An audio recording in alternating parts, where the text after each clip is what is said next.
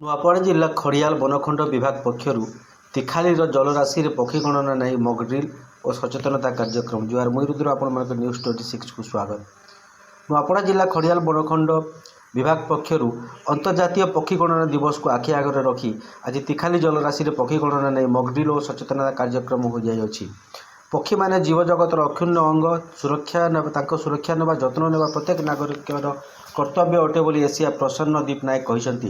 ଏହି ଉପଲକ୍ଷେ ବିଦ୍ୟାର୍ଥୀମାନଙ୍କୁ ବାଇନୋକୁଲର ସାହାଯ୍ୟରେ ପକ୍ଷୀ ଦେଖିବା ସହ ପକ୍ଷୀଙ୍କ ବାସସ୍ଥାନ ଓ ପ୍ରଚୁର ପରିମାଣରେ ଖାଦ୍ୟ ମଜୁଦ ଥିଲେ ବସା ବାନ୍ଧିଥାନ୍ତି ବୋଲି କହିଥିଲେ।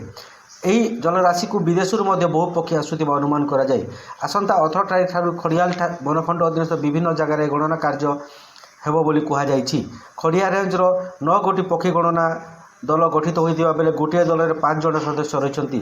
ଏହି ଗଣନା ପାଇଁ ପ୍ରାତଃ, ସକାଳ ଓ ସନ୍ଧ୍ୟା ସମୟରେ ଗଣନା କରାଯିବ ବୋଲି ପ୍ରକାଶ କରିଛନ୍ତି ରେଞ୍ଜର ଜୟଦେବ ମାଝୀ, ଫରେଷ୍ଟର ମହାଦେବ ବଂଚୁର, ସୁଦାମ ବାଗ, ଶିବରାଜ ପଟେଲ, ରାଜେଶ ହରିଜନ, ଖଗେଶ୍ୱର ମାଝୀ, ଘନଶ୍ୟାମ ଶବର, ପ୍ରସନ୍ନ ହଂସ ଓ ନରେଶ ଦେବସ୍ଥାନ ସମେତ ବହୁ ବନ କର୍ମଚାରୀ ଯୋଗ ଦେଇଥିଲେ। ଆସନ୍ତୁ ଏନେଇ ଏସିଏଫ୍ କ'ଣ କହୁଛନ୍ତି ତାଙ୍କଠାରୁ ସିଧା ପ୍ରତିକ୍ରିୟା ନେବା।